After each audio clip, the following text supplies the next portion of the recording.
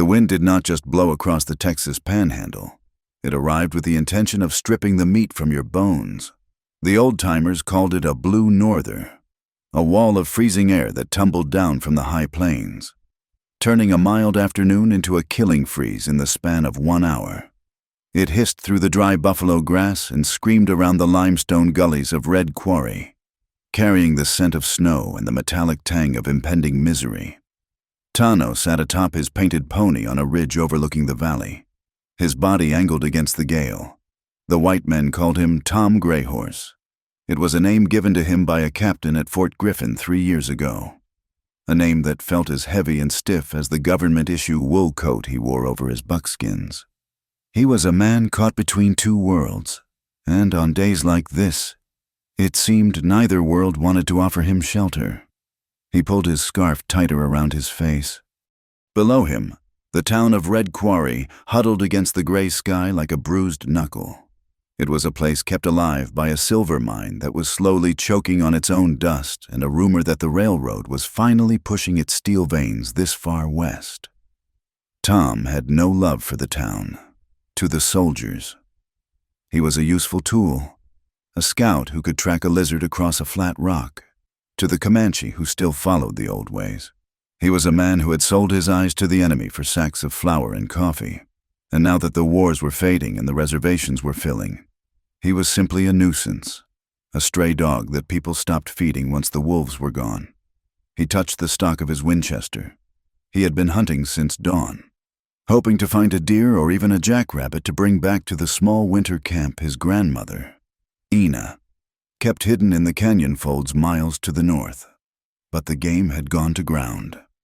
The only thing moving in this frozen purgatory was the wind and, down by the creek bed, a cluster of riders moving with dark purpose toward a solitary, leaning shack. Tom narrowed his eyes.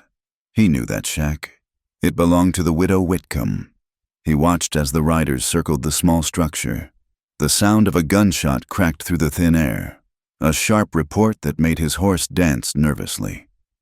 Tom calmed the beast with a hand on its neck, his leather glove worn smooth. He told himself to turn away. He told himself that the troubles of the white people were not his problems. He had scars on his back and a hollow place in his chest that proved the cost of getting involved. But he did not turn the horse. He watched, his dark eyes fixed on the tiny figures playing out a tragedy in the snow. Inside the shack, the cold was a physical weight, pressing against the thin walls. Clara Whitcomb stood by the cast-iron stove, scraping the bottom of a pot that had been empty for 10 minutes. She was 32 years old, but the relentless sun and the biting wind of the frontier had etched fine lines around her eyes that made her look older. Her hands, once soft enough to play the piano in her father's parlor back east, were now red and chapped, the knuckles swollen from scrubbing clothes in ice water. "Is there any more, Mama?" Clara looked down at her son. Ben, the boy was 9 years old, wrapped in 3 layers of threadbare blankets, sitting near the stove's dying heat. His chest heaved with a rattling sound that terrified her more than the howling wind outside. It was the asthma, the tightening of the lungs that came with the cold and the dust.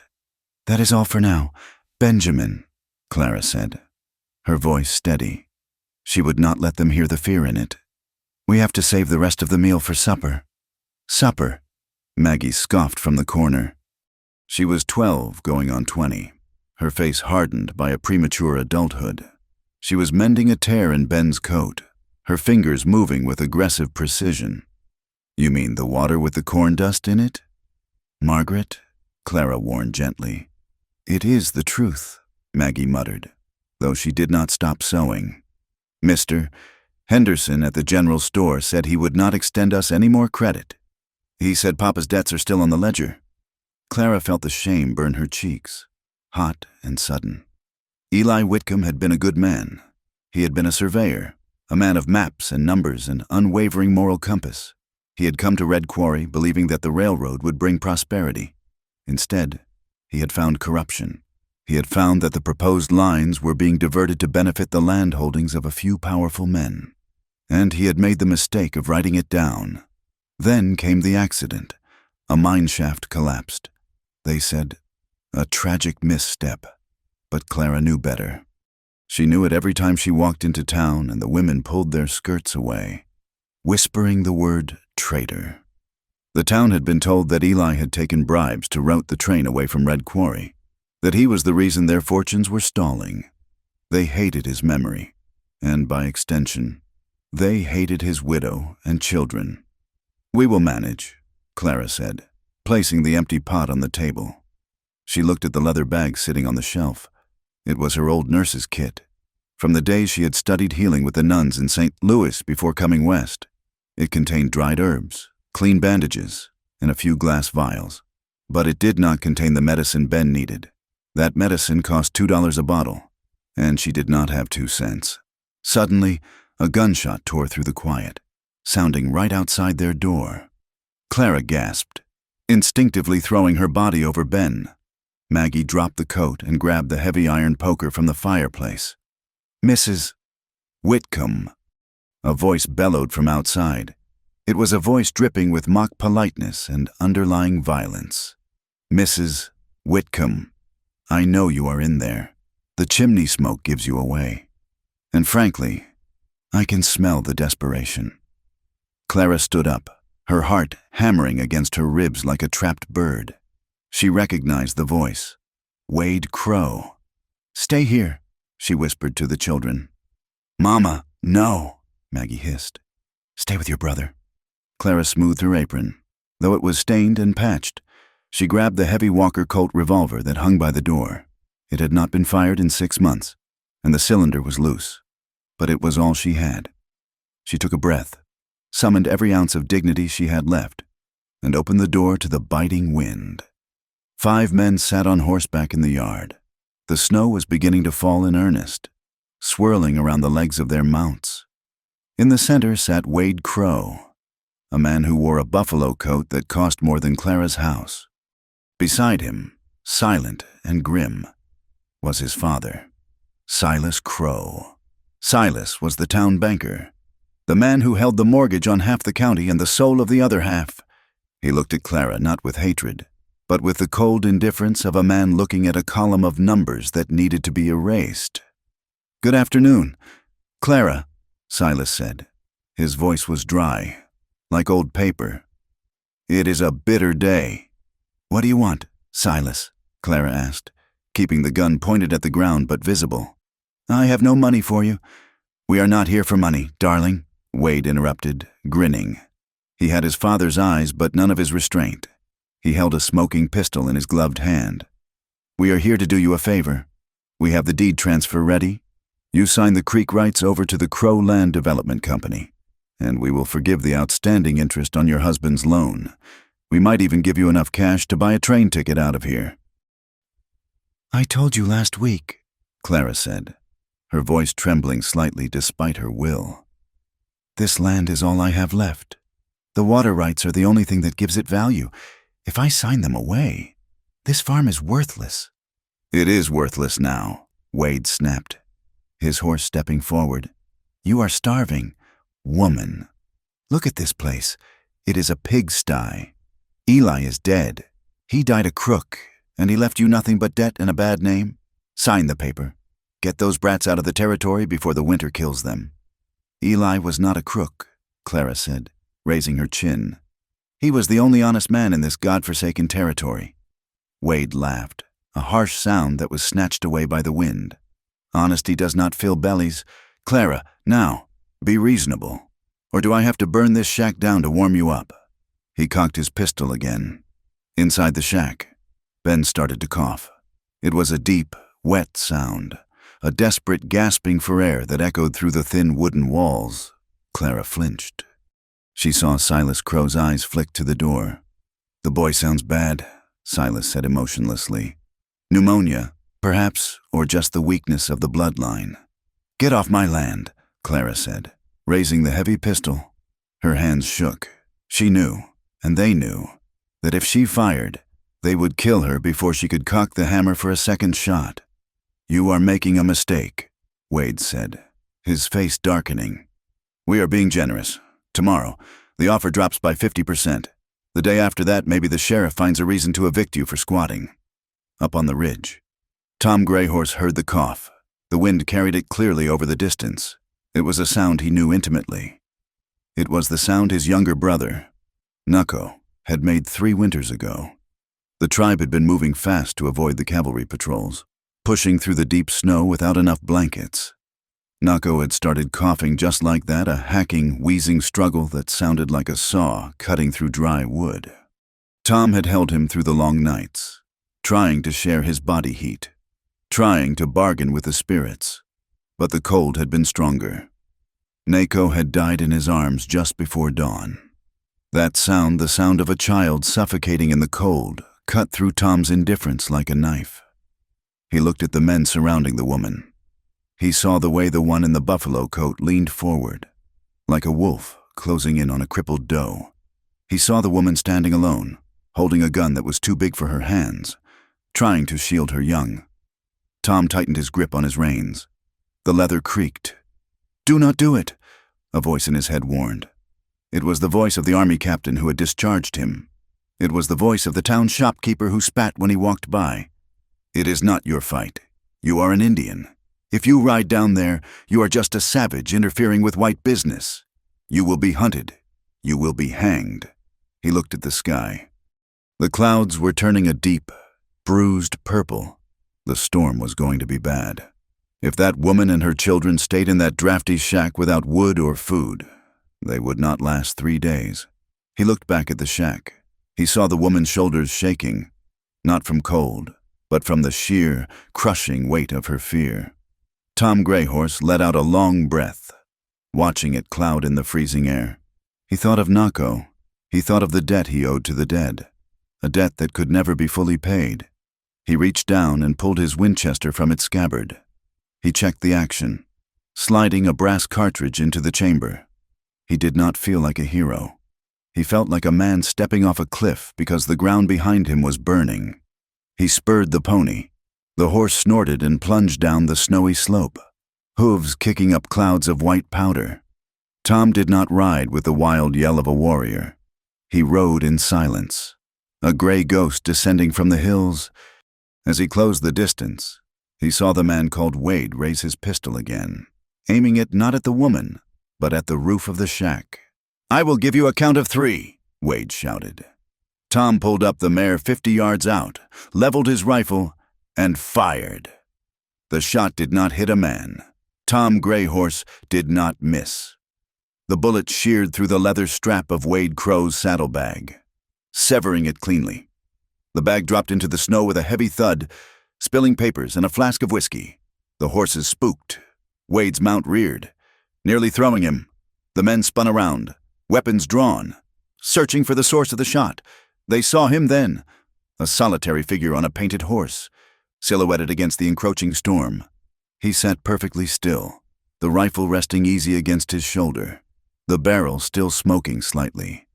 He looked wild and dangerous, a remnant of a land that they thought they had tamed. Wade Crow fought to control his horse, his face turning red with rage. "Who is that who fired that shot?" Silas Crow narrowed his eyes, squinting through the snow. "It is the scout," he murmured. "The Comanche stray." Tom nudged his horse forward, moving at a slow pace. He did not shout. He did not posture. He simply rode until he was within speaking distance, stopping just outside the circle of men. He ignored their guns. His dark eyes locked onto Wade Crow. "You dropped something," Tom said. His voice was calm, low, and carried a perfect, flat American accent that always surprised people who expected grunts or broken pigeon. It was the voice of a man who had spent hours listening to officers discuss strategy in heated tents. Wade stared at him, caught off guard. "You red devil! You could have killed me." "If I wanted you dead," Tom said, "you would be on the ground before you heard the shot." He shifted his gaze to Clara. She was staring at him with wide, fearful eyes.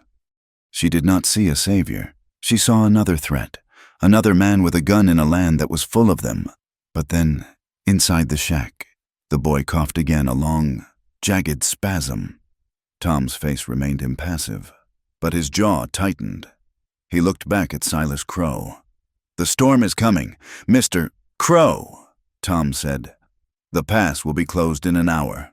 Unless you want to freeze to death on the road back to town, I suggest you ride."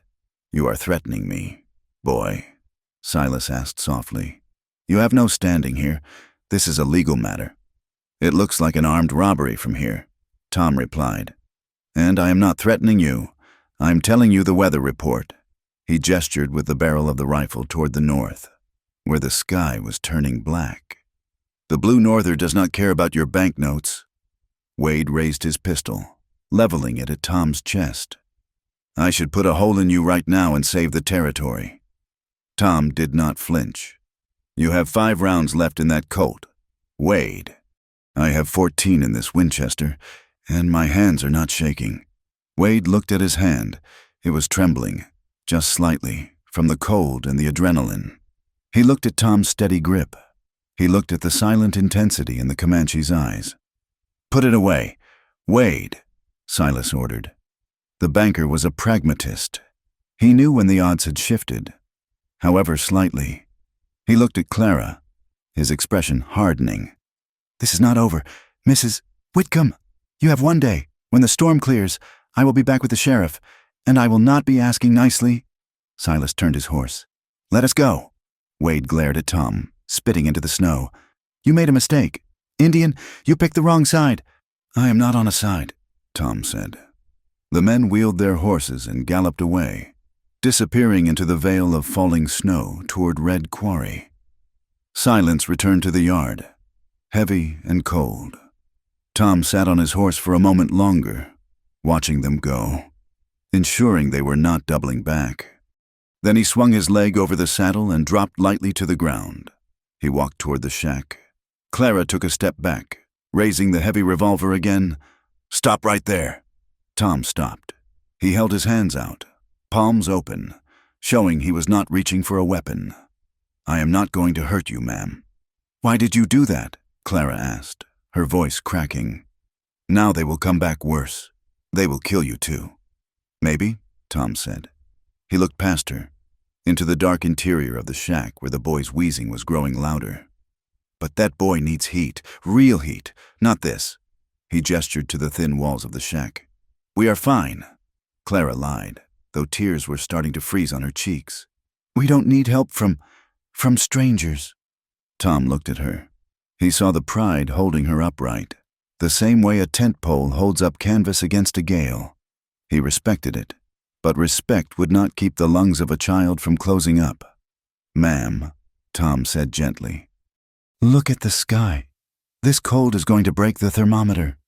If you stay here tonight, that boy will not see the morning. I have seen it happen."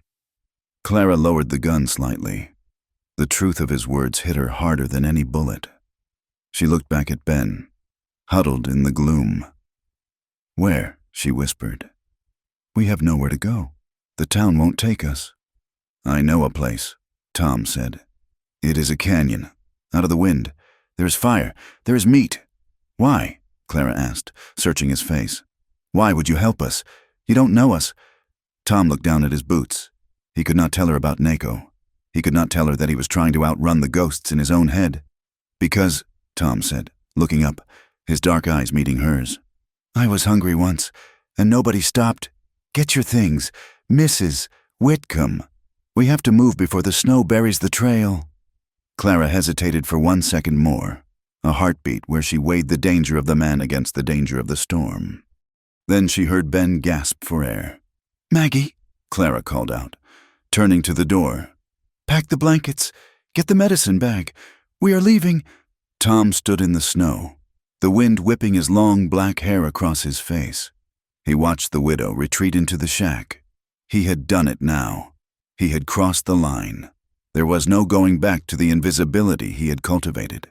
He gripped the reins of his pony, the leather biting into his palm. He had invited a war to his doorstep. But as he listened to the wind howl, he knew he had made the only choice that mattered. The journey into the black throat of the storm was a descent into a world where only the wind possessed a voice. The snow did not fall. It was driven horizontal, stinging the skin like buckshot. Tom Greyhorse led the small procession, his body angled forward to cut a path through the drifts that were already knee-deep. They reached the frozen creek bed an hour after leaving the shack. It was a treacherous expanse of jagged ice concealed beneath a deceptive layer of powder. The pony, burdened with their meager supplies wrapped in a buffalo hide, slipped on the bank. The makeshift travois Tom had hastily rigged from the shack's door planks groaned and snapped, one of the drag poles splintering against a hidden rock. The pony whinnied in panic, its hooves scrabbling for purchase on the slick limestone. "Hold the mare!" Tom shouted over the roar of the gale. Clara lunged for the bridle, her fingers numb inside her thin gloves. She grabbed the leather, soothing the terrified animal with a voice she did not know she still possessed. The travois were useless now, a dead weight anchoring them to the kill zone of the open creek. Tom assessed the situation in a single heartbeat. The wind chill was dropping fast, likely 20 degrees below zero. Ben, huddled on the back of the pony, was barely conscious, his breathing a high-pitched whistle that cut through the storm's noise. "We leave the wood," Tom commanded. He pulled his knife and slashed the rawhide bindings, freeing the pony from the broken sled. "The boy cannot ride. The ice is too slick. If the horse falls, it will crush him." "He cannot walk." "Tom!" Clara yelled, the wind snatching the words from her mouth. "His legs are too weak." "I know." Tom sheathed his knife. He moved to the side of the horse and pulled Ben down. The boy was a dead weight, feverish and limp. Tom shifted the boy onto his own back, wrapping Ben's arms around his neck and securing him with a length of rope tied around his own waist. "I will carry him. You take the bag. Maggie, hold the tail of the horse. Do not let go. If you wander off the line, you die. Do you understand?" Maggie nodded, her face wrapped in a wool scarf so that only her fierce, watering eyes were visible. She grabbed the horse's tail with a grip of iron. "Move," Tom said. The crossing was a nightmare of slipping boots and cracking ice. Every step sent a jolt of pain through Tom's knees. But he did not slow down. He felt the boy's chest rattling against his own back, a frantic, fluid-filled rhythm that spurred him on. He knew that sound. It was the sound of drowning on dry land. Clara struggled behind him, the heavy medical bag banging against her hip. Her lungs burned with the cold air. She watched the man in front of her, the way he moved with a fluid, predatory grace even under the burden of her son.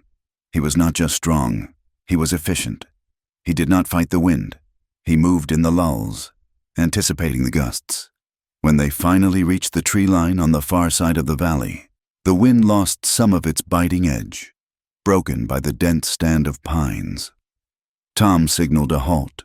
He knelt, letting Ben slide gently to the ground, checking the boy's face. Ben's lips were pale, tinged with a frightening shade of blue. "He needs medicine," Tom said, looking at Clara. "Now!" Clara dropped to her knees in the snow, her hands shaking so violently she could barely work the clasp of the bag. She opened it, the glass vials clinking together. She pulled out a small mortar and pestle and a pouch of dried mullein leaves. But her hands froze as she reached for the main bottle. It was empty. "No," she whispered. "No, no, no." "What is it?" Tom asked. "The tincture," Clara said, panic rising in her throat like bile. "The lobelia. I thought I had one bottle left. I used the last of it 2 days ago." She looked up at Tom, her eyes wide with terror. "I tried to buy more. Silas Crow owns the shipment at the general store. He told the clerk not to sell to me until the debt was settled. We do not have lobelia," Tom said calmly. He reached into his own pouch at his belt and pulled out a small bundle of dried roots.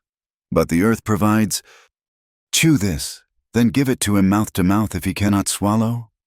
Clara looked at the gnarled root. "What is it?" "Asha root," Tom said. "Bear medicine. It opens the lungs." Clara did not hesitate. She bit off a piece of the bitter, spicy root, chewing it until it was a paste, then leaned over her son. She forced the medicine between his lips, massaging his throat until he swallowed reflexively. Tom turned to Maggie. The girl was standing shivering, staring back at their trail. The snow was filling their tracks, but not fast enough. "Little one," Tom said, "look at your feet." Maggie looked down, Her boots had left deep, chaotic gouges in the snow. "If a man wants to find you, you just wrote him a letter," Tom said. He did not speak unkindly, but with a seriousness that demanded attention. "Watch me." He walked a few paces. He lifted his feet high and placed them straight down, disturbing the snow as little as possible. Then he stepped backward, placing his feet exactly into the holes he had just made. "Step where the shadow falls," Tom said. "Step in my prints. Make one trail, not 3. If they think only one man walked here, they will look for a lone hunter, not a family. Confusion buys time. Time buys life." Maggie watched him, her brow furrowed. She was a child of the town, used to boardwalks and paved streets. This was a language she had never learned. But she nodded, stepped into Tom's massive footprint, and looked up at him. "Like this?" she asked. "Like that," Tom said. "You learn fast. Good." They pushed on. The relentless march continued for another 2 hours until the gray light of the storm began to fade into the true black of night.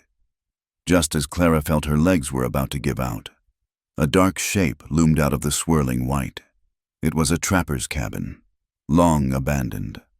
The roof was half collapsed on one side, but the main structure was solid logs, chinked with mud that had frozen hard as stone. Tom kicked the door open. It swung on leather hinges, revealing a dark, musty interior that smelled of rat droppings and old wood smoke, but it was dry. "Inside," Tom ordered. He did not rest. While Clara settled Ben on a pile of pine boughs in the corner, Tom went to work on the fireplace. It was a crude stone affair, but the chimney drew well enough. He broke apart an old packing crate left by the previous occupant and used a handful of dry moss from his pocket.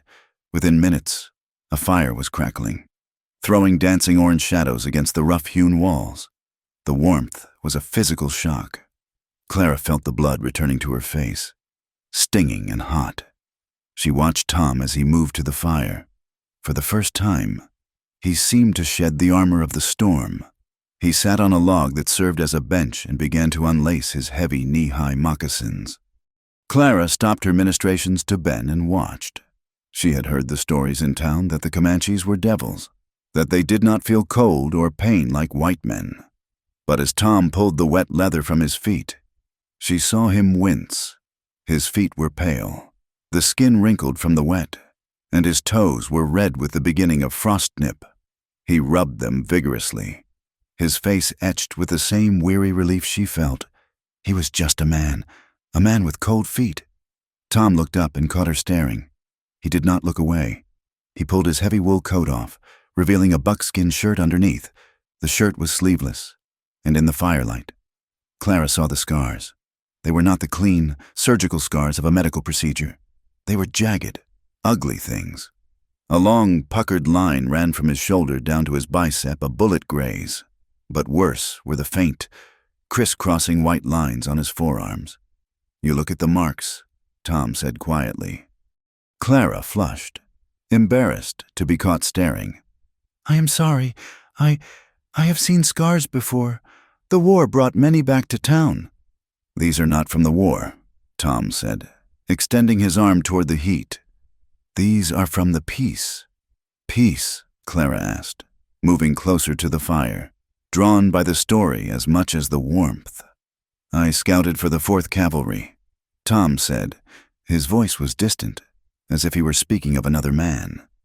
3 years. I tracked my own people. I told myself I was saving them. If I found them first, I could talk them into the reservation. If the soldiers found them first, there would only be graves." He paused, staring into the flames. "And," Clara prompted softly, "and I learned that a scout is just a hunting dog," Tom said bitterly. "When the hunt is over, the dog is not invited to the table. He is tied outside. I saved lives. Yes, but I also helped put free men in cages. Those marks," he touched his arm, "are from a night in Fort Sill. Some drunken troopers decided the scout looked too proud. They wanted to see if I bled red like them. I did." Clara felt a pang of sympathy that surprised her. "Eli felt that way," she said. "About the railroad." Tom looked at her. "Your husband. He was a surveyor. Clara said, her hand unconsciously going to the pocket of her dress where she kept a small locket. He loved the land. He thought the train would bring medicine, books, and lumber. He thought he was building the future. She laughed, a dry, brittle sound.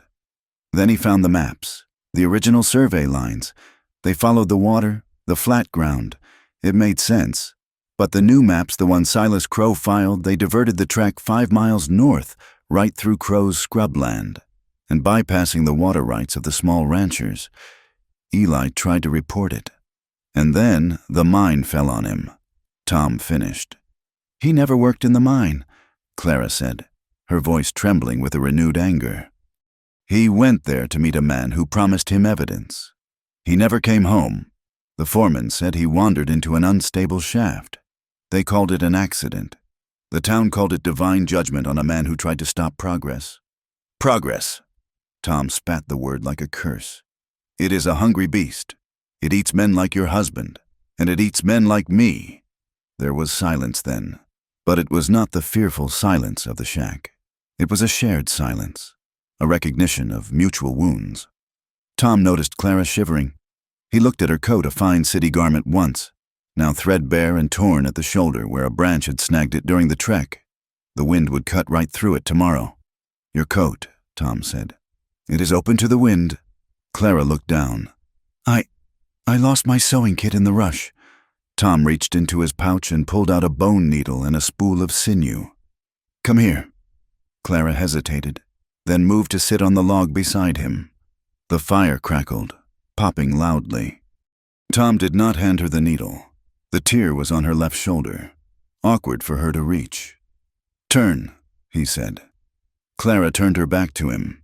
She felt the heat of the fire on her face and the heat of his body behind her. She felt his hands, large and rough, manipulating the fabric of her coat. He began to stitch.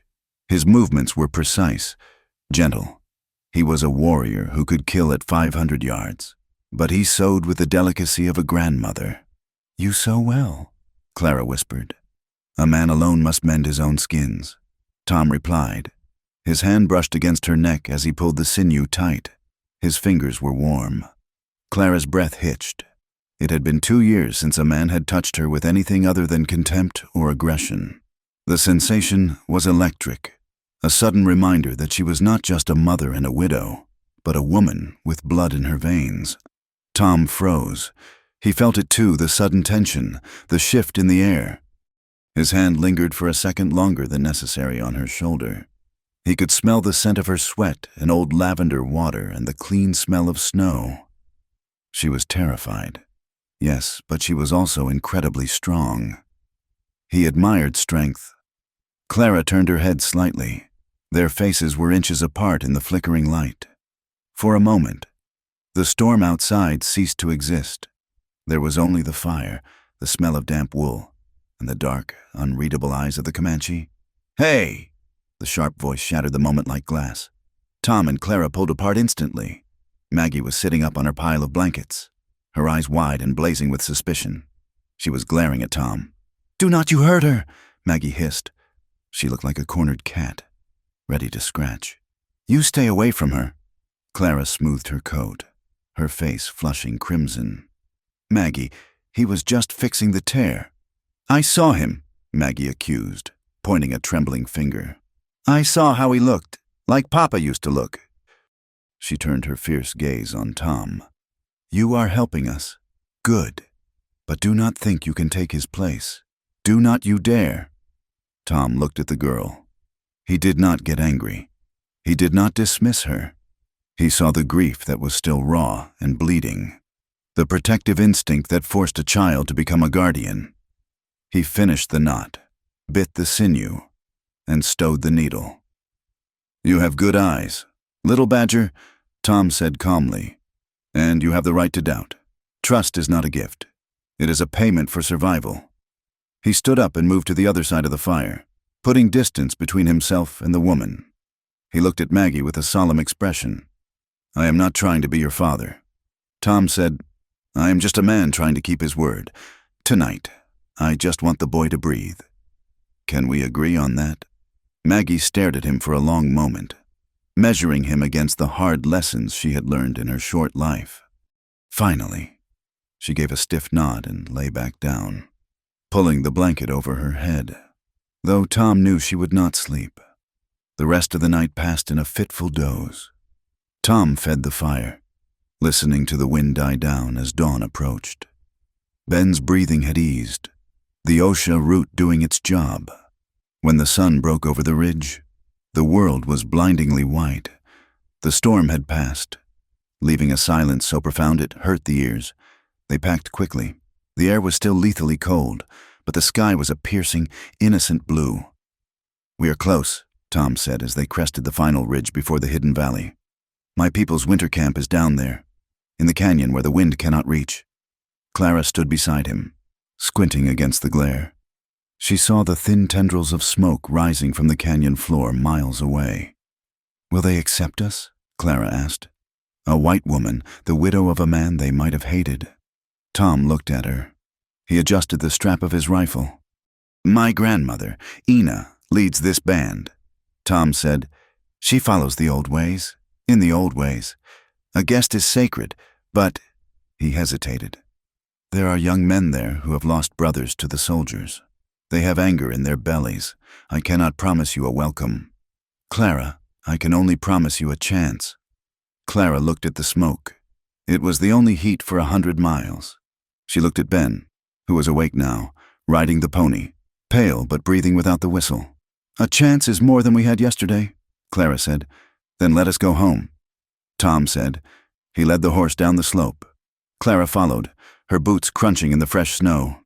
As they descended, she realized that for the first time in her life, she was walking off the map, into the blank spaces where the surveyors had not yet drawn their lines. She was walking into the heart of the enemy camp, hoping to find the humanity that her own town had denied her.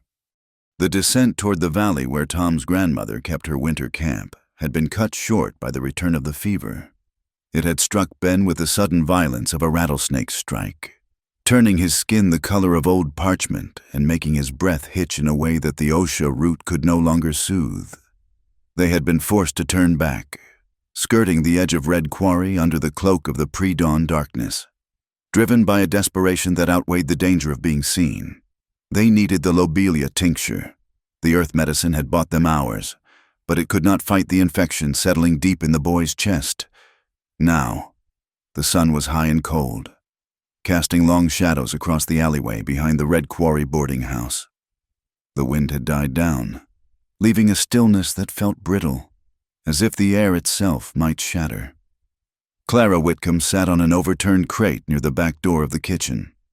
The smell of frying bacon and boiling coffee wafted out, a cruel reminder of the world they had been exiled from. She held a tin plate in her hands, a plate that the cook, a woman Clara had once sat next to in church, had slid out the door with a look of pity mixed with terror, whispering for them to eat and leave before the owner saw. On the plate were scraps, burnt crusts of biscuits, the rinds of ham fat trimmed from the guests' breakfast, and a few cold potatoes. "Eat, Benjamin," Clara whispered, breaking a piece of soft biscuit and holding it to her son's lips. Ben was wrapped in the buffalo robe, shivering despite the noon sun. He took the food, his movements slow and lethargic. Maggie sat beside him, chewing on a piece of ham rind with a grim determination. Her eyes darted toward the street, scanning for danger, her childhood seemingly erased and replaced by the instincts of a feral animal. Clara felt a tear slide down her cheek, freezing before it reached her jaw. This was it. This was what they had become. Scavengers, beggars, eating the refuse of the people who had stolen their life. The shame was a physical weight, heavier than the snow, pressing down on her shoulders until she wanted to scream. She did not see the shadow fall over them until the boots crunched on the frozen mud. Clara stiffened, her hand going instinctively to the heavy Colt revolver hidden beneath her shawl. She looked up, expecting the sheriff, or worse, Wade Crow. It was Tom Greyhorse. He stood at the mouth of the alley, his Winchester held loosely at his side. He had been keeping watch from the ridge while they sought food and medicine, but he had come down. He was looking at them, at the widow of a surveyor, a woman who played the piano and knew Latin. now feeding her children garbage in the dirt. His face was impassive, like stone carved by wind, but his eyes were dark pools of sudden, intense emotion. He looked at the ham fat in Maggie's hand. He looked at the crumbs on Clara's lap. Something in Tom broke. The distance he had tried to maintain, the professional detachment of a scout, shattered against the reality of their suffering. He walked forward, his strides long and purposeful. He stopped in front of them. He did not say a word about the food. He simply unclasped his heavy wool coat, the Union coat that was his shield against the world, and took it off. He knelt and draped it over Ben's trembling shoulders, tucking the edges in with a gentleness that belied his rough hands. Then he stood and looked at Clara. "Get your things," Tom said. His voice was low, vibrating with a quiet fury that was not directed at her, but at the world that had done this to her. "You are coming home." Clara looked up at him, confused. We have nowhere." "Tom, you said the camp might not take us." "I am not asking them," Tom replied. "I am telling them, you are coming home." The word hung in the air. Transformed. Home was not a building. It was not a legal deed or a town with a post office. Home was a decision. It was the place where you were no longer required to eat scraps in the cold. "Come," he said, extending a hand to pull her up. They left the alley. They did not run. They walked to where the horses were tied in the scrub oak, and they rode away from Red Quarry, turning their backs on the civilization that had starved them, riding toward the wild. The valley was a hidden slash in the earth, invisible until you were right on top of it. The wind howled over the rim rock, but down below, among the cottonwoods and the winding stream, the air was still. Smoke curled from the tops of 5 buffalo-hide teepees, carrying the scent of roasting meat and burning cedar. As Tom led the small party into the clearing, the camp went silent. Dogs barked, lean and wolf-like. Women paused in their scraping of hides. Men emerged from the lodges, rifles in hand, their faces painted with the red ochre of winter protection. They looked at Tom, their kinsman, and then they looked at the white woman and the 2 children shivering on the pony. A tall man with a scar across his nose stepped forward. This was Kills in Shadow, a warrior who had lost his family at the Battle of Palo Duro Canyon. He looked at Clara with a hatred so pure it felt like heat. "Why do you bring the enemy to our fire, Tano?" he asked in Comanche, spitting the words. "Has the white man's flower made you forget who killed our brothers? These are not the enemy," Tom answered in their tongue, his voice carrying across the clearing. "This is a woman without a tribe, and children without a father." "They are white," Kills in Shadow snarled. "Their skin is the color of death. They bring sickness. They bring the soldiers. They bring nothing but hunger," Tom said, stepping between the warrior and Clara. "And I have claimed them." "You have no right," the warrior challenged, gripping his knife. "He has every right." The voice was cracked and old, like dry leaves rubbing together. An elderly woman emerged from the central lodge. She was small, bent with the weight of 80 winters, her face a map of deep wrinkles. Her gray hair was cropped short in mourning. This was Ina, the matriarch, the one whose memory held the history of the band. She walked slowly toward the group, leaning on a willow staff. The warriors stepped back out of respect. She stopped in front of the pony and looked up at Ben, who was slumped against Tom's back, wrapped in the blue wool coat. Ina looked at the boy's pale, struggling face. She looked at Maggie, who glared back with defiant fear. Then she looked at Clara. "The young one is sick," Ina said in English, her accent thick but understandable. "Yes," Clara said, her voice trembling. "He cannot breathe." Kills in Shadow protested. "Grandmother, they are—" Ina struck the ground with her staff, silencing him. "The war is out there," she said, pointing to the rim of the canyon. "In here, we are people. Children have no sin. No child freezes at my fire." She gestured to the women. "Take them. Give them broth. Use the steam of the sage for the boy." The tension broke, though it did not vanish. The women moved forward. Their curiosity overcoming their hostility, they helped Clara down. They took Ben from Tom's back. Maggie hesitated, holding back. A woman offered her a strip of dried venison. Maggie looked at it, then at the woman's face, expecting a trick. She saw only an open hand. She took the meat, bit into it, and the salty, smoky flavor bloomed in her mouth.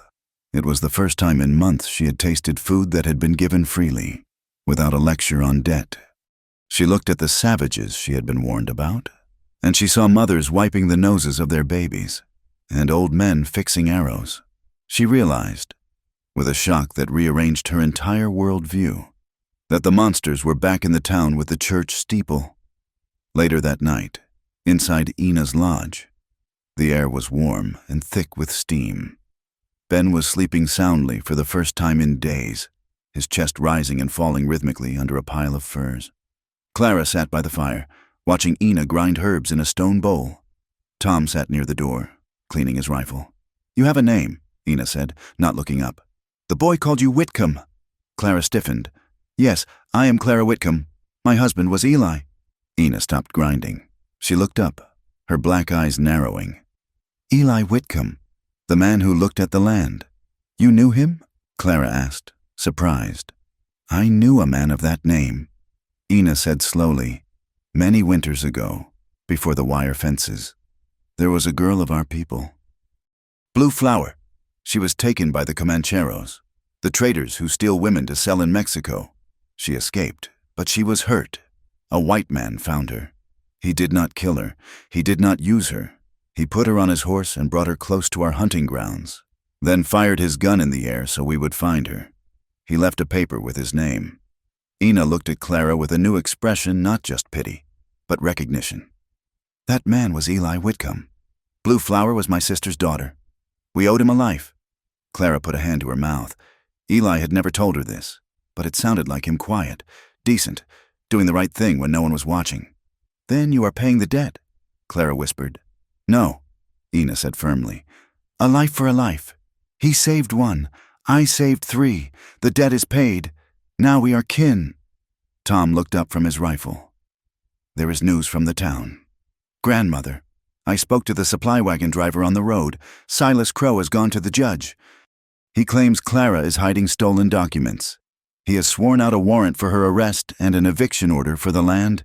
He calls her a thief and a traitor." Clara's face hardened. "He is lying. He wants the water rights."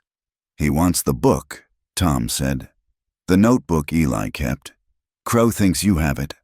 "I don't," Clara said helplessly. "I told you, Eli never gave it to me. He just said—" She trailed off, her brow furrowing. "He said, 'The answer is in the healing.' That was the last thing he said to me before he left for the mine." She looked down at her lap, where her battered medical bag sat. "The answer is in the healing." "The bag," Clara whispered. She pulled the leather satchel toward her. It was old, scuffed, stained with rain and mud. She had carried it for years. She dumped the contents out: bandages, vials, scissors. She ran her hands along the lining. "What are you looking for?" Tom asked, moving closer. "Here," Clara said. Her fingers found a ridge in the leather bottom, a seam that felt thicker than the others. She took her small sewing scissors and picked at the thread. The false bottom came away. Underneath lay a single, folded piece of paper.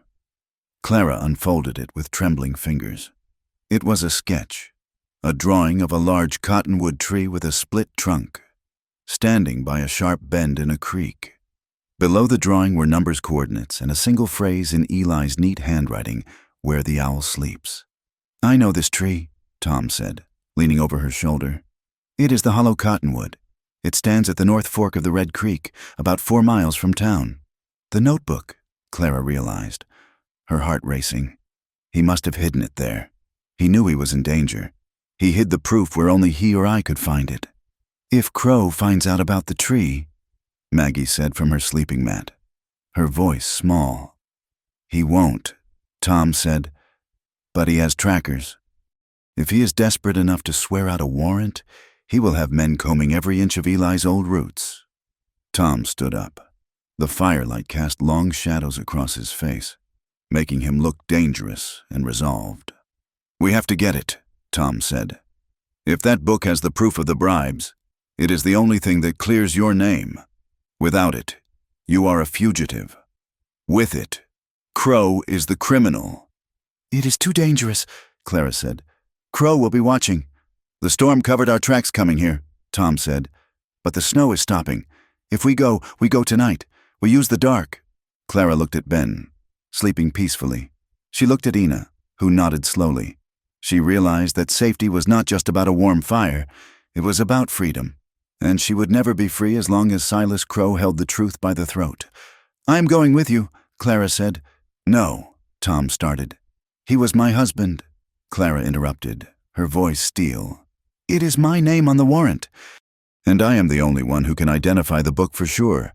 I am going." Tom looked at her. He saw the transformation. The terrified widow in the shack was gone. In her place was a woman who had crossed the line into the wild and found her footing. "Get your boots," Tom said. They left the valley an hour later, leaving the children under Ina's protection. The moon was high and full, illuminating the snow-covered plains with a ghostly silver light. They rode double on Tom's pony to save strength, the animal laboring through the drifts. They reached the fork of the Red Creek just after midnight.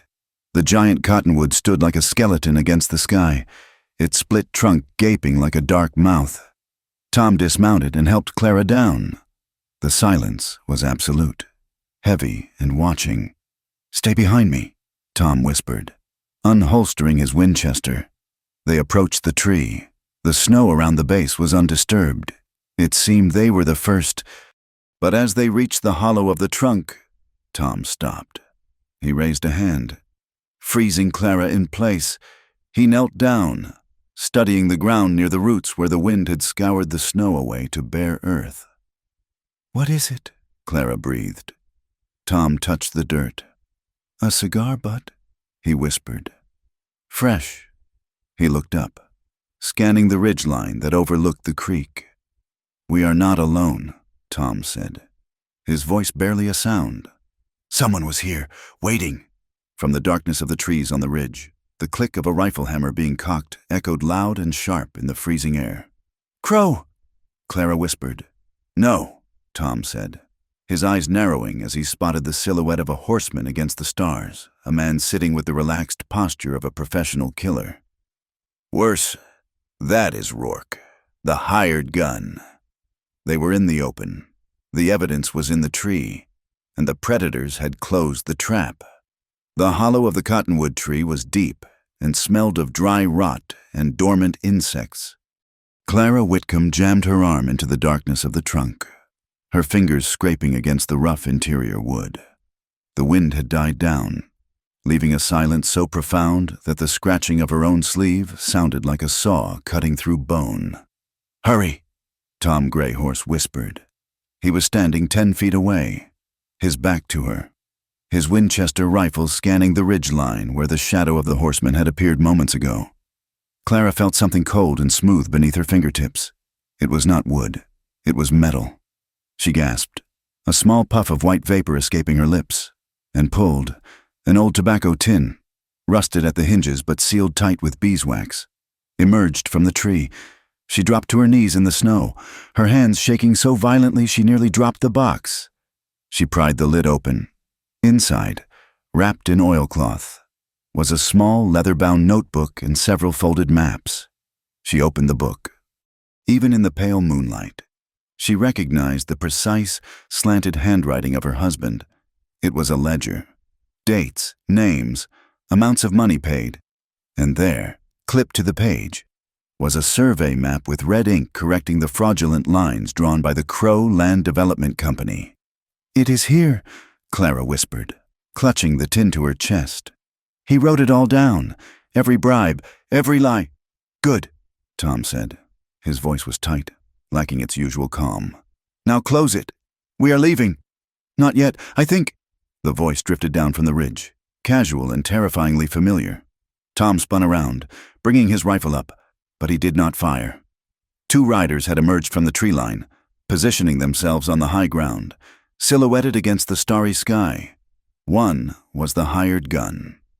Rourke, sitting on a massive roan horse, his rifle resting easily across his saddle horn.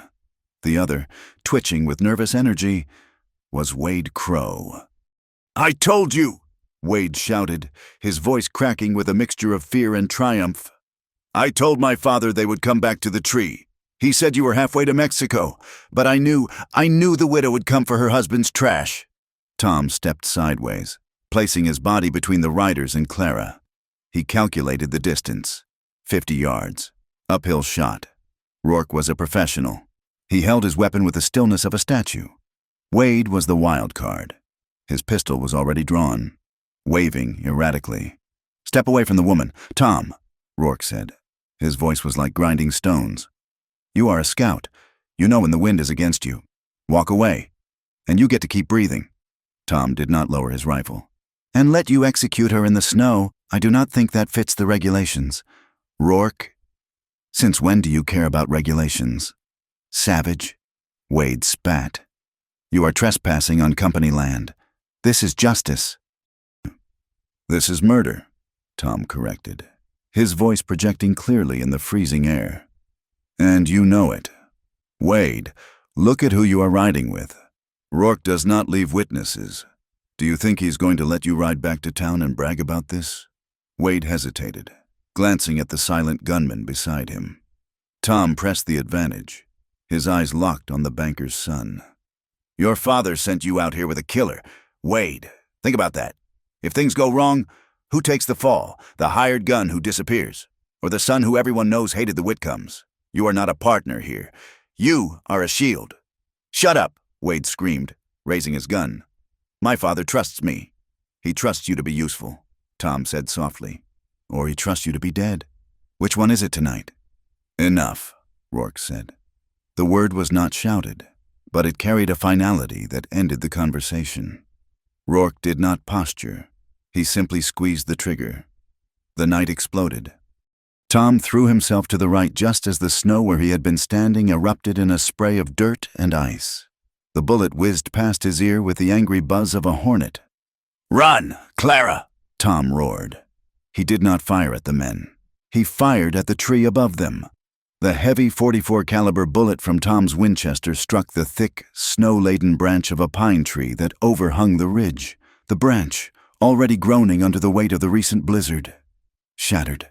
A massive curtain of snow, hundreds of pounds of it, cascaded down onto the ridge, creating an instant, blinding white wall between the shooters and the creek bed. "Go!" Tom shouted, grabbing Clara's arm and hauling her up. They scrambled into the brush, the snow clinging to their legs like wet concrete. Behind them, the sounds of cursing and horses panicking echoed through the valley as Rourke and Wade fought to control their mounts in the sudden avalanche. "Head for the rocks," Tom ordered, shoving Clara toward a cluster of boulders that marked the entrance to a narrow ravine. "Keep the box dry." They reached the cover of the rocks just as the gunfire resumed. Bullets chipped away at the limestone, sending sharp fragments of stone flying. Clara huddled behind a boulder. The tin box pressed so hard against her ribs, it felt like it was bruising her heart. She realized she was still holding her husband's heavy Walker Colt. "They are flanking us," Tom said, peering around the edge of the stone. He was breathing hard, sweat freezing on his forehead. "Rourke is moving to the high side. He wants to pin us down while Wade circles." "We can't outrun them," Clara said, her voice shaking. "Not in this snow." "You can," Tom said. He turned to her, his dark eyes fierce. "The ravine narrows up ahead. A horse cannot fit through the gap.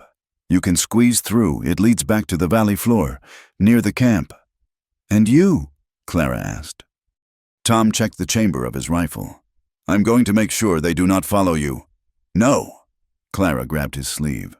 "You are not staying behind. They will kill you." "They will kill us both if we stay together," Tom said. "That box is the only thing that matters. Clara, it is the life of your children. It is the truth. If they get it, Eli died for nothing. Do you understand? You have to choose. Be a wife to a dead man, or a mother to the living." Before Clara could answer, a shadow moved on the ridge above them. "Rourke." Tom shoved Clara down just as a bullet sparked off the rock inches from her head. Tom rolled onto his back and fired upward, working the lever of the Winchester with blinding speed. Crack, crack, crack! A cry of pain came from the ridge, but it was not a man's cry. It was a horse. Rourke's mount had been grazed. "Go!" Tom yelled. Clara scrambled to her feet. She looked at the narrow fissure in the rock wall. Then she looked back at Tom. He was rising to a crouch, preparing to break cover in the opposite direction. "Tom!" she screamed. She raised the Walker Colt, leveled it at a shape moving in the brush, weighed, and pulled the trigger. The recoil was massive, nearly wrenching the gun from her tired wrist. The shot went wide, but it sent Wade diving into the snow, screaming for help. "I am not leaving you," Clara cried. "You are not leaving me," Tom shouted back, his voice raw. "You are finishing the job, go." He broke from the cover, sprinting out into the open creek bed, away from the ravine, away from safety. He yelled a Comanche war cry, a piercing, terrifying sound that echoed off the canyon walls. He was making himself the target. He was the rabbit, drawing the wolves. Rourke, recovering his horse, saw the running figure. "There he is, get him!" The gunfire concentrated on Tom. Clara watched in horror as he jerked violently mid-stride. A spray of red mist erupted from his left shoulder. He stumbled, fell to one knee, but then scrambled back up, gripping his rifle with one hand, and plunged into the thicket of willows on the far bank. "He is hit!" Wade yelled. "I got him! I got the Indian!" The two riders spurred their horses, ignoring the rocks, chasing the trail of blood and the lone figure disappearing into the gloom. Clara stood alone in the silence that followed. Tears were freezing on her face. She looked at the dark fissure in the rock, the path to safety, the path to her children. Then she looked at the trail of blood Tom had left. Every instinct in her screamed to run after him, to bind his wound, to fight beside him. But she felt the cold metal of the tin box against her chest. The answer is in the healing. Eli's voice, and Ben's wheezing breath. If she went after Tom, they would both die, and the truth would rot in the snow with them, with a sob that felt like it tore her throat. Clara turned and squeezed into the rock fissure. She chose the future. She chose the hard, cold road of survival. 2 miles away, near the entrance to the hidden valley, Maggie Whitcomb stood on a high bluff. The wind bit at her cheeks, but she did not move. Beside her stood Ina, the old matriarch. "Do you hear it?" Ina asked softly. Maggie nodded. The distant popping of gunfire carried on the thin air. It sounded like firecrackers, small and insignificant against the vastness of the night. "They are coming," Maggie said. Her hands were wrapped around a bundle of dry sage and pitch-soaked rags. "Not here," Ina said. "We must make them look elsewhere." Behind them, scattered along the ridgeline for half a mile, were 5 other women of the tribe and 2 young boys. They stood by piles of brush that had been gathered earlier that day, dry tumbleweeds, dead cedar branches, anything that would burn fast and hot. "Now," Ina commanded. Maggie struck a lucifer match against a rock. The flame flared, smelling of sulfur. She dropped it into the brush pile. Whoosh! The dry wood caught instantly. The flames leaped up, 10 feet high, crackling and spitting sparks into the night sky. Further down the ridge, another fire roared to life, then another, and another. From the valley floor, it looked as if a massive encampment had suddenly lit its fires. It looked like an army was waiting on the ridge. It was a bluff, a trick of light and shadow, but to men riding in the dark, nervous and hunting a ghost, it would look like a death trap. "Let them see the fire," Ina whispered. "Let them fear the numbers." Tom Greyhorse was dying, or at least it felt that way. He had run for what felt like miles, but was likely only hundreds of yards. The bullet had passed through the meat of his upper left arm, missing the bone but severing something deep. The blood was warm and sticky, soaking his buckskin shirt and freezing into a stiff, crimson crust on his coat. He had led them into the braided channels of the riverbed, a maze of willow and ice. He could hear them behind him, The heavy breathing of the horses, the snap of branches. He slid down a bank, his boots breaking through the thin ice of a shallow pool. The freezing water stung his wound, shocking him awake. He pressed himself against the muddy bank, hiding beneath the overhang of roots. Above him, on the bank, the horses stomped. "Where did he go?" Wade's voice was high, panic setting in. "He was right here. I saw the blood." "Quiet," Rourke hissed. Tom held his breath. He gripped his knife with his good hand. His rifle was empty, and he could not reload it with one arm. If they came down the bank, it would be blade work. Up close. Ugly. "Look," Rourke said. Tom couldn't see what they were looking at, but he saw the reflection of orange light dancing on the ice in front of him. "Fire," Wade whispered. "Look at the ridge. There are fires everywhere." "Jesus, Rourke, the whole tribe is up there." "It is a war party." "It is a trick," Rourke said, though his voice lacked conviction. "They are trying to scare us off." "I am not riding into 100 Comanches for a piece of paper," Wade shouted. "My father did not pay me enough for a war." "Hold your position," Rourke ordered. "No," Wade yelled, the sound of a horse rearing, fighting the bit. "I am going back. We have the land. We have the law. Let the Indian bleed out in the snow. I am not getting scalped tonight." Hooves thundered as Wade wheeled his horse and bolted. Rourke stayed for a moment longer. Tom could feel the man's presence, heavy and malevolent, directly above him. The hired gun was weighing the odds. A wounded scout in the brush versus a potential ambush on the ridge. Rourke was a predator, but he was a pragmatic one. He did not fight battles he could not win. "You got lucky, scout," Rourke said to the empty air. The second horse turned and trotted away, following Wade back toward the town. Tom waited. He counted to 100, then 200. The sound of the horses faded into the silence of the night. The adrenaline crashed. The pain rushed in like a tidal wave. Tom slumped forward, his face pressing into the freezing mud. His vision narrowed to a pinprick of light. He tried to stand, but his legs were water. He thought of the shack. He thought of the boy coughing. He thought of Clara's eyes in the firelight, fierce and terrified and beautiful. "Get your things," he whispered to the mud, the words slurring. "You are coming home." He closed his eyes. The cold was no longer painful. It was a warm, heavy blanket pulling him down. He lay alone in the dark, the blood slowing in his veins, not knowing if the woman had made the gap in the rocks, or if he had just died for a ghost. The darkness that had claimed Tom Greyhorse in the frozen creek bed did not last forever. It broke apart under the sharp, stinging scent of burnt sage and the searing pain of a bone needle piercing his flesh. He gasped, his body arching off the buffalo robes.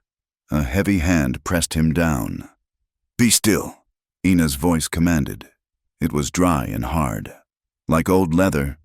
"The bullet went through, but the spirits are trying to follow it out. I am sewing the door shut." Tom grit his teeth, sweat beading on his forehead despite the chill of the lodge. He was back in the hidden valley.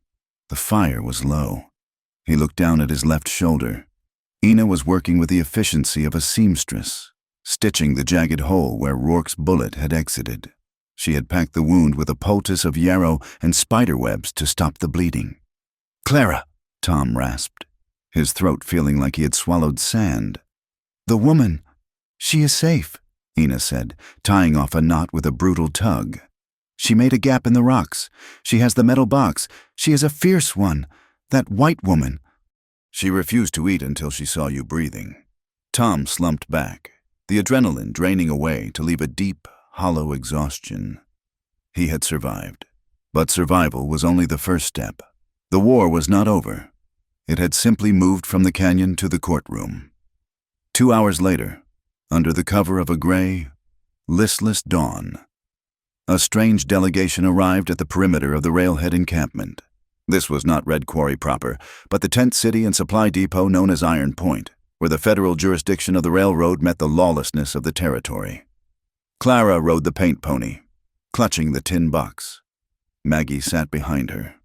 Ina walked alongside, using her staff, while two young Comanche men supported a pale, stumbling Tom Greyhorse. They were heading for the only building with a flag flying out front, the office of United States Marshal Gideon Pike.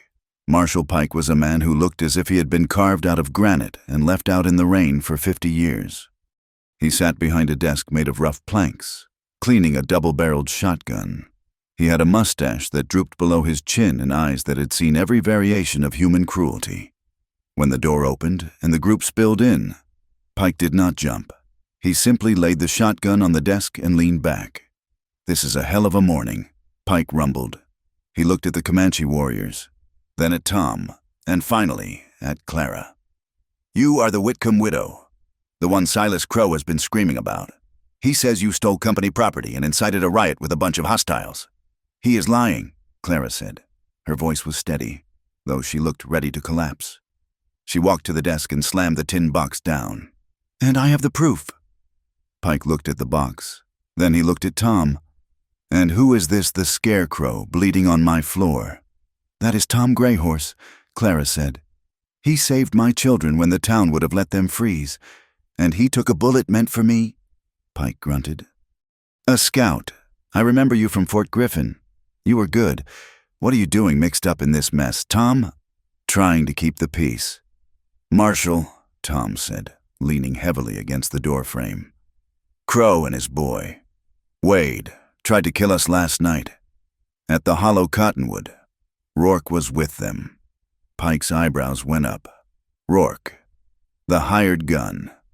That is a serious accusation. Rourke is a professional. He does not leave loose ends." "He missed," Tom said. "The snow saved us." Clara opened the box. She pulled out the leather-bound notebook and the maps. She pushed them toward Pike. "Read it," she commanded. "Page 42, September the 10th. Pike put on a pair of wire-rimmed spectacles. He opened the book, his finger tracing the lines.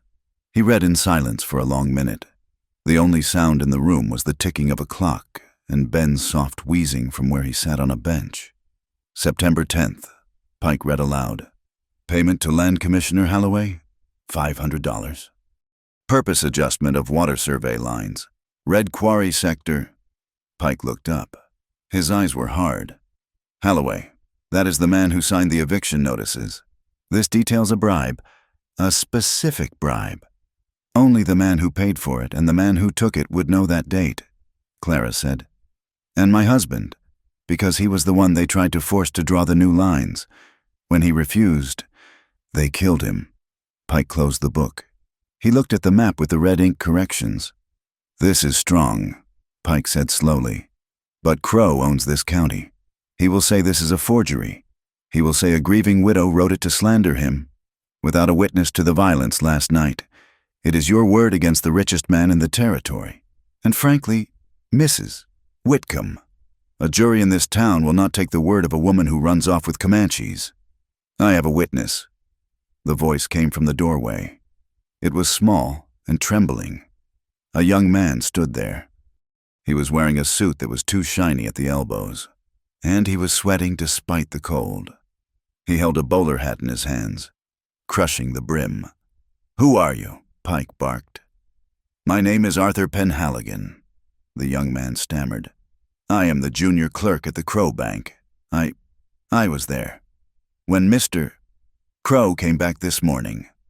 Arthur swallowed hard, looking at Maggie and Ben. He looked terrified, but there was a stubborn set to his jaw. Mr. Crow was in a rage. Arthur continued. "He and Wade, they were shouting at Rourke. Wade said—" Arthur paused, his face pale. "Wade said, 'We should have burned the shack with the brats inside when we had the chance.' He was angry that they wasted time chasing the Indian instead of finishing the job." Arthur looked at Clara. "I have a little sister, ma'am, about her age." He pointed at Maggie. "I can balance the ledgers for a crook. Mrs. Whitcomb, I can look the other way when they steal land. But I cannot work for men who talk about burning children." Pike looked at the clerk. "You are willing to swear to that in a federal court. Son, you know your career is over." "My career is over anyway," Arthur said. "Silas knows I heard him. He looked right at me. That is why I ran here."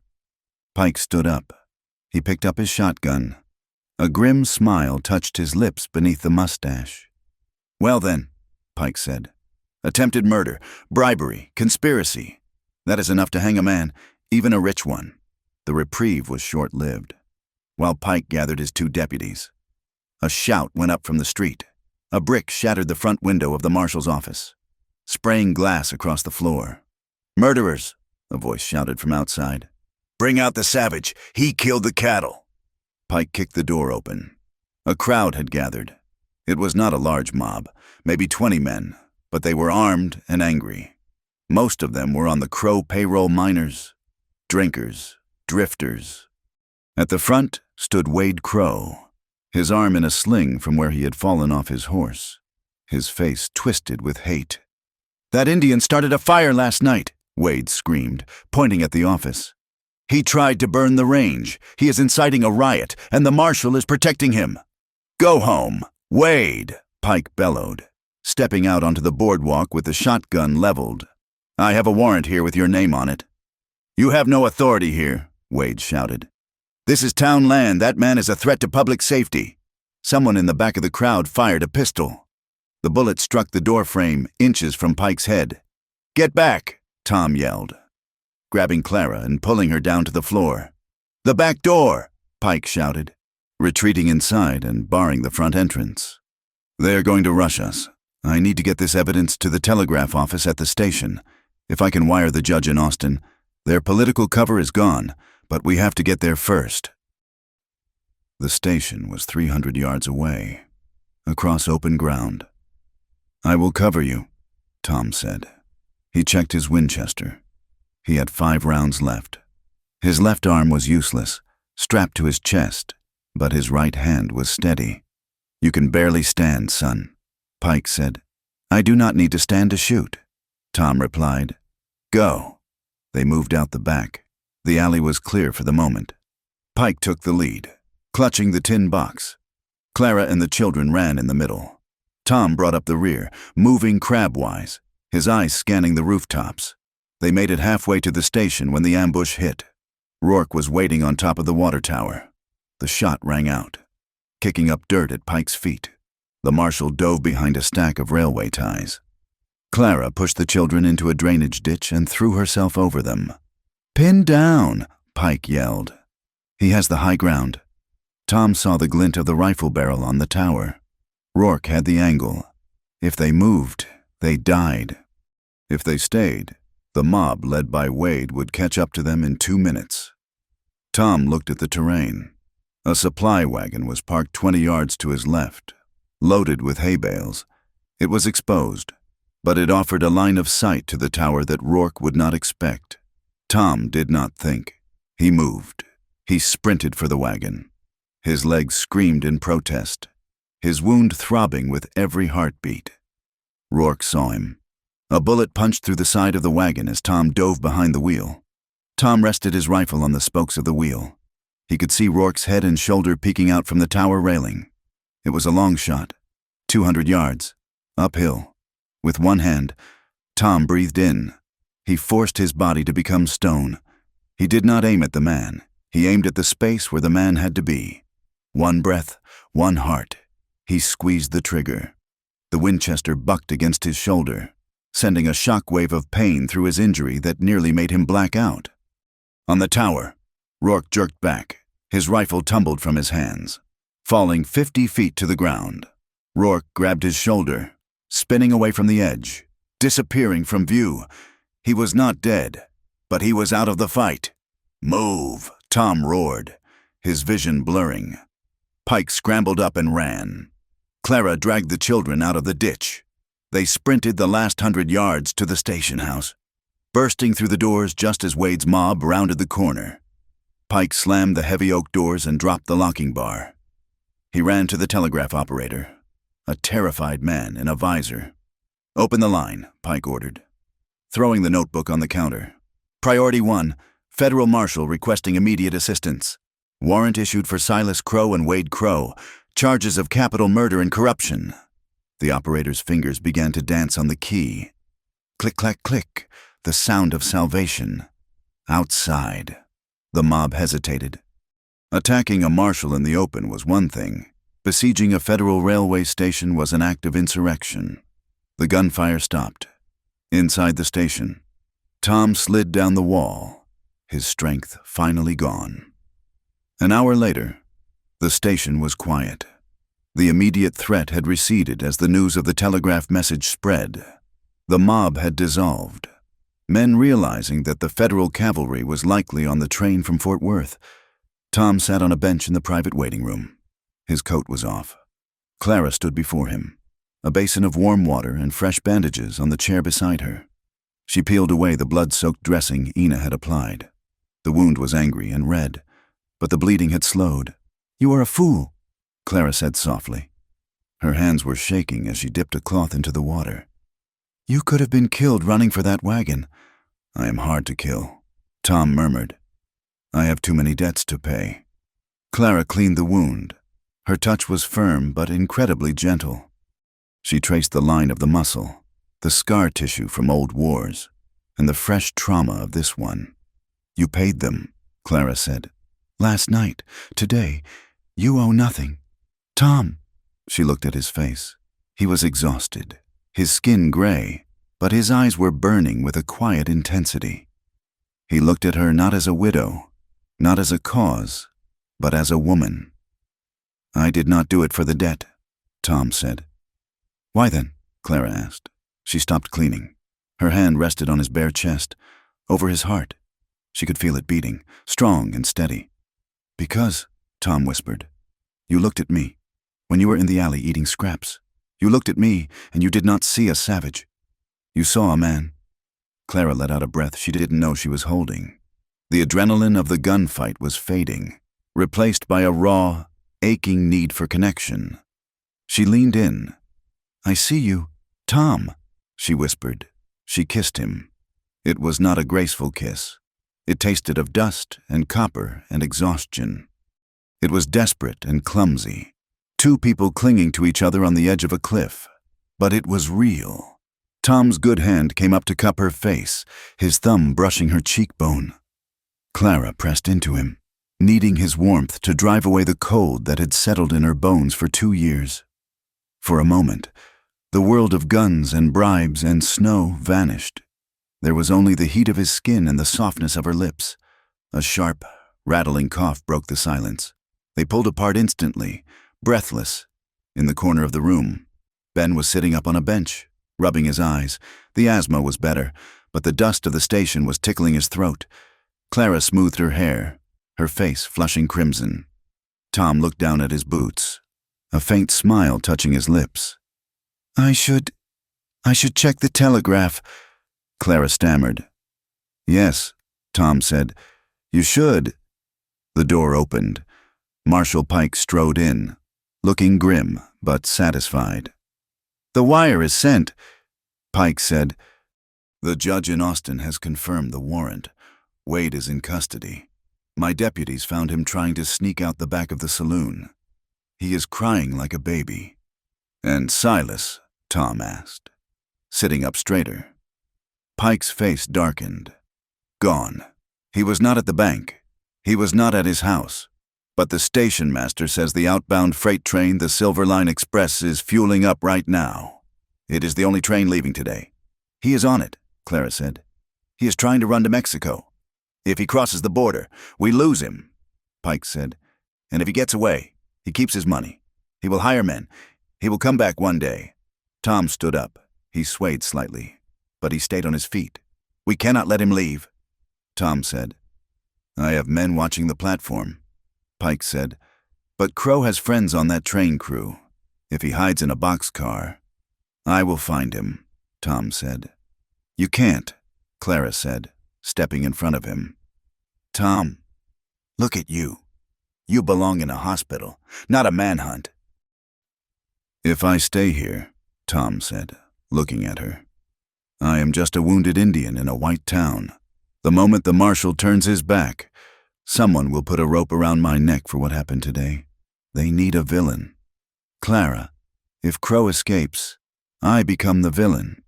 He looked at the window, where the sun was beginning to set, casting long shadows across the tracks. I have to go into the light, Tom said. I have to show them. Show them what? Clara asked. That the law is for everyone, Tom said. Or it is for no one. He grabbed his coat, wincing as he pulled it over his bad arm. He did not put his gun belt back on. He picked up the Winchester, but he left the lever open, showing it was empty. What are you doing? Pike asked, frowning. I'm going to walk onto that platform, Tom said.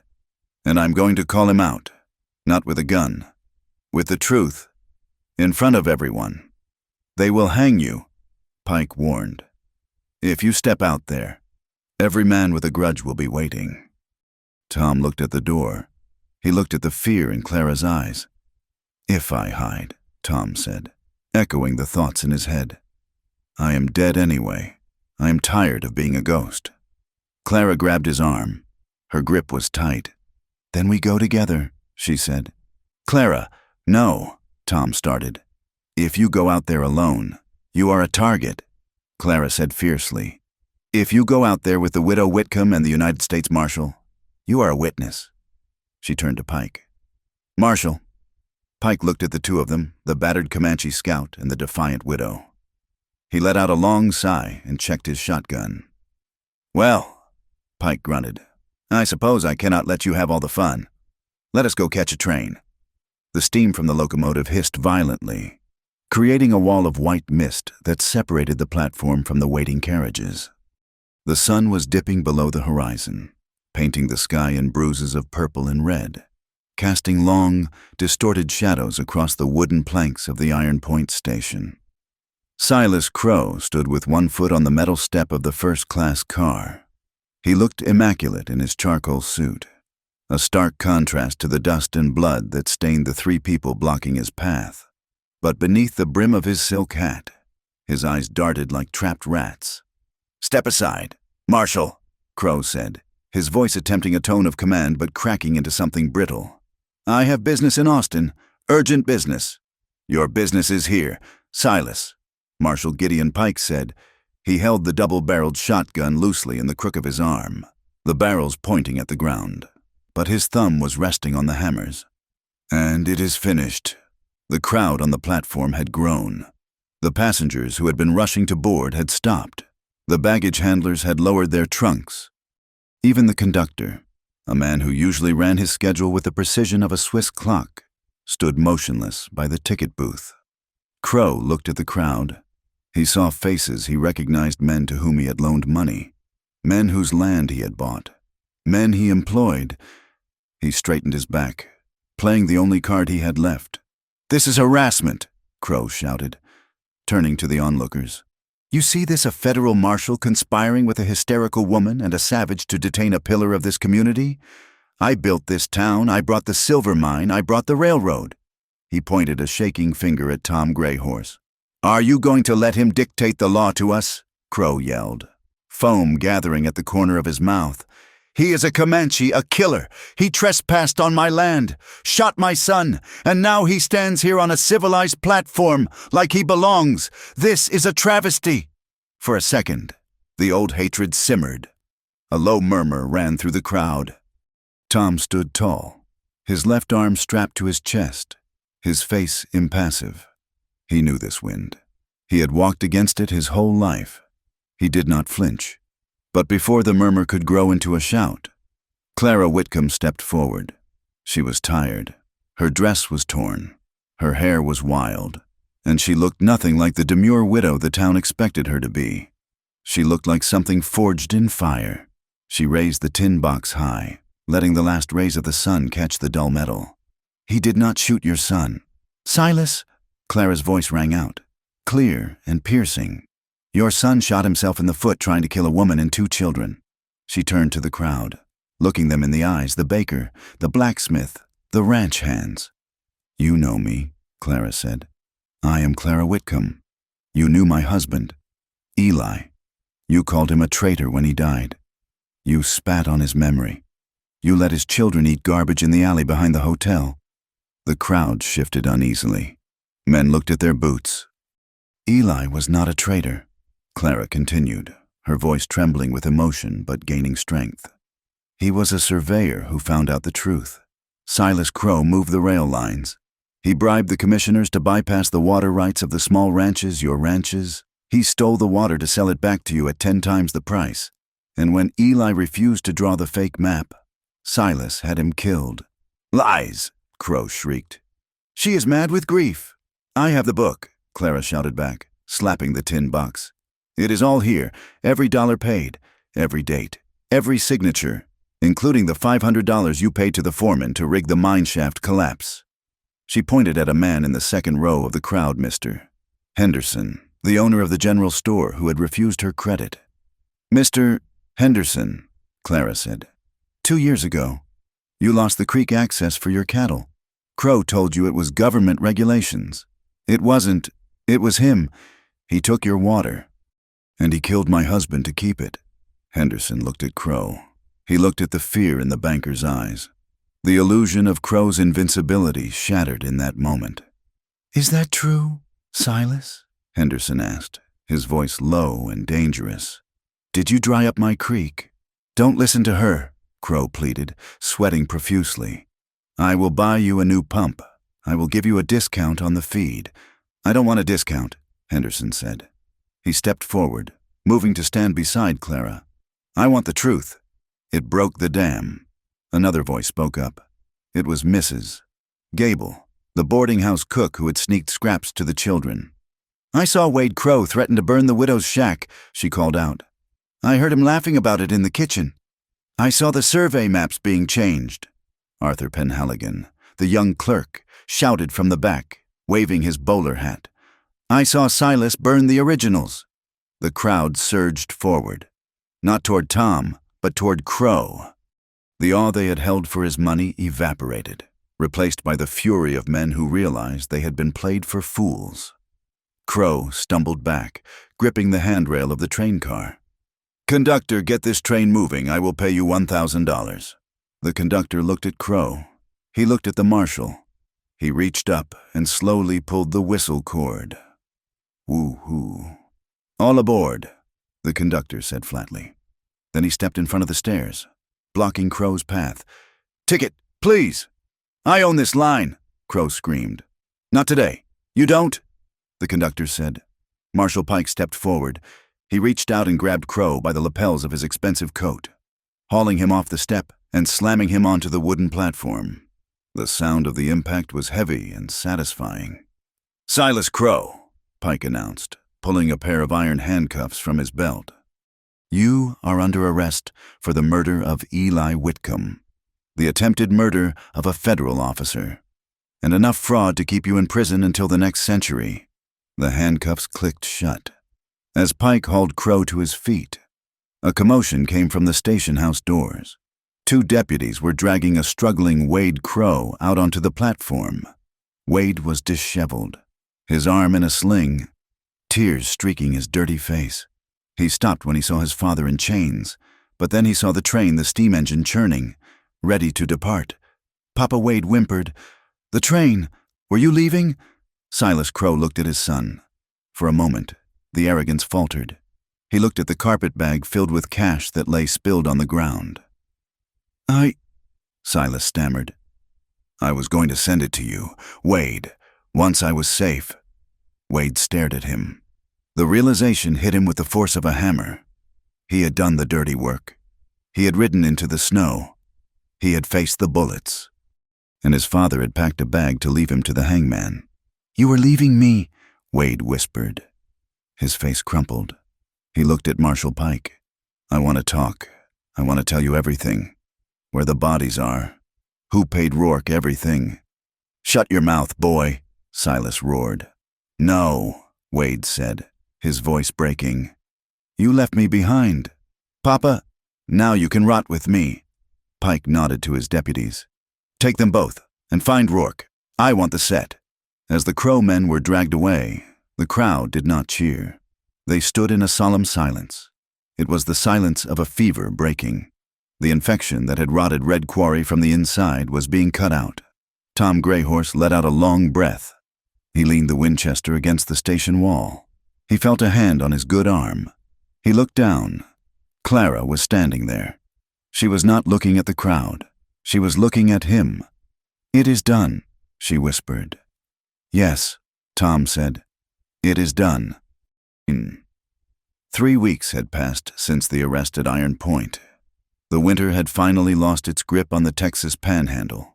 The snow had melted into slush, feeding the creeks that ran brown and fast through the gullies.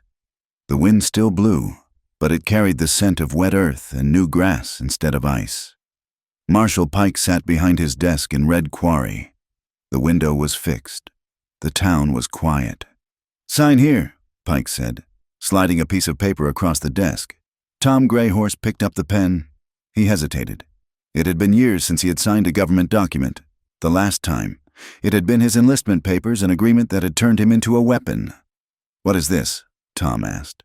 "It is a commission," Pike said, lighting a cigar. "Civilian scout attached to the Federal Marshal's Service. It gives you a salary of $30 a month. It gives you the authority to track fugitives in this territory. And most importantly," Pike pointed to the bottom of the page, "it gives you the protection of the United States government. Any man who takes a shot at you is shooting at the badge, and I take that personally." Tom looked at the paper. It was just paper. It did not erase the past. It did not make the townspeople love him. But it was a shield. It meant he did not have to live in the shadows, waiting for a bullet. "I am done hunting men, Gideon," Tom said quietly. "I know," Pike said. "You don't have to hunt anyone, but I need a man who knows this land to help map the new rail surveys, to make sure they are honest this time, and—" Pike paused, exhaling a cloud of blue smoke. "I figured you might want a reason to stay in the neighborhood." Tom looked up. He saw the glint of amusement in the old lawman's eyes. Tom signed the paper. "Thank you," Tom said. "Get out of here." Pike grunted. "And tell Mrs. Whitcomb she still owes me a new door." Tom walked out of the office. He walked down the main street of Red Quarry. People still stared. Some crossed the street to avoid him, but others Mr. Henderson, the blacksmith, the young clerk. Arthur nodded. It was a stiff, awkward acknowledgement, but it was there. He was no longer a ghost. He was a neighbor they didn't quite know what to do with, but a neighbor nonetheless. He rode the paint pony out of town, following the creek road. He did not go to the leaning shack where the tragedy had started. That place was gone, stripped for firewood by the winter. He rode to a spot 5 miles east, where the valley opened up and the creek bent around a stand of ancient pecan trees. There was a tent set up there, a sturdy army canvas tent, and beside it, the frame of a cabin was rising. Fresh yellow pine logs were stacked in neat piles. The sound of a hammer ringing against wood echoed through the clear air. Ben was sitting on a stump, whittling a stick. He looked different. His cheeks were pink. He had gained weight. The asthma was still there, lurking, but the fear of it was gone. He looked up as Tom approached and waved. "Tom!" Ben shouted. "Look, I made a whistle!" Maggie was near the stream, helping Ina wash clothes. The old Comanche woman and the young white girl were working in a rhythm, speaking a mix of English and Comanche words that only they understood. Maggie saw Tom and stood up. She didn't smile. Maggie rarely smiled, but her shoulders relaxed. She no longer looked like a cornered animal. She looked like a girl who knew she would sleep through the night. And there was Clara. She was wearing a man's work shirt and a long skirt, her hair tied back with a piece of leather. She was mixing mud and straw for the chinking of the cabin. She looked up, wiping her forehead with the back of her wrist. Tom dismounted. He walked over to her. His arm was still in a sling, but the pain was a dull ache now, a reminder of the price he had paid. "The marshal gave me the paper," Tom said. Clara stopped mixing. She looked at him, her eyes searching his face. "So, are you leaving tracking for the army again?" "No," Tom said. "It is a survey job, local. It pays $30 a month." "That is a lot of money," Clara said. "It is enough for flour," Tom said, "and nails, and glass for windows." Clara looked at the half-finished cabin. "We don't need glass. Tom, oiled paper is fine." "Glass," Tom insisted. So you can see the sun without feeling the wind. He stepped closer. The space between them was charged, not with the frantic desperation of the train station, but with a slow, steady gravity. We are not trying to bring Eli back, Tom said softly. And I am not trying to be him. I know, Clara said. She reached out and touched his good hand. Her fingers were rough, calloused from the work. Eli belongs to the past. He gave us the truth, but you, she squeezed his hand. You gave us the present. I don't know how to be a farmer, Tom admitted. I don't know how to live in a house that doesn't move. We will learn, Clara said. We have time. That evening, as the twilight settled over the valley, they gathered around the fire pit outside the tent. It was not a meal of scraps. A cast-iron Dutch oven sat in the coals, bubbling with a thick stew of venison, potatoes, and wild onions. A skillet held golden brown cornbread, steaming in the cool air. There was coffee, real coffee, and a jar of honey Ina had found. They sat on logs and blankets. Ina was telling Ben a story about the coyote and the moon, her hands moving to illustrate the flight of the trickster spirit. Ben was laughing, a clear, ringing sound that had no wheeze in it. Maggie was buttering a piece of cornbread, her mouth full, listening intently. Tom sat next to Clara. He held a tin plate of stew. The heat of it soaked through the metal, warming his hands. He looked at the food. He remembered the alley behind the hotel, the cold potato peels, the shame. He looked at the cabin frame rising against the stars. It was just wood and mud, but it was standing on land that had been fought for. Clara nudged his shoulder with hers. Eat, she said, before it gets cold. Tom took a bite. The venison was tender, the broth rich and salty. It tasted like life. He looked at the circle of faces, the old Comanche matriarch, the white widow, the two children of a surveyor, and himself, a scout who had lost his way. They were a strange tribe. They didn't fit any map, but as the fire crackled and the laughter rose into the vast Texas sky, Tom realized that the map didn't matter. Is it good? Clara asked. Tom swallowed. He looked at her, and the ghost that had haunted his eyes for 3 years finally faded away. It is not scraps, Tom said. He scooped up another spoonful, nodding at the cabin, at the children, at the woman who sat beside him. Get your things, Tom whispered, echoing the words he had said in the alley, but this time with a smile that reached his eyes. We are already home. The stars wheeled overhead, indifferent and beautiful. Far to the south, the whistle of the night train echoed a lonely sound, but no longer a threat.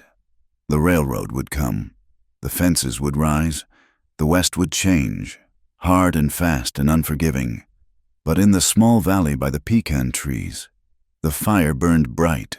There was meat in the pot, there was wood for the winter, and there was a promise. Unspoken but unbreakable. Kept by a man with a Winchester and a woman with a will of iron, no child would ever eat from the dirt again. Thank you so much for listening to Get Your Things. You're coming home. I hope you enjoyed this journey through the snow and redemption of the Old West. I would love to know where you are tuning in from today. Are you listening from a busy city, a quiet countryside, or maybe somewhere halfway across the world? Please leave a comment below and share your thoughts on Tom and Clara's story. If you enjoyed this tale, please consider subscribing to my channel, Wild West Tales. Don't forget to like this video and hit that hype button so we can share these stories with more people. Your support means the world to me and helps keep the campfire burning. Until next time, keep your powder dry and ride safe.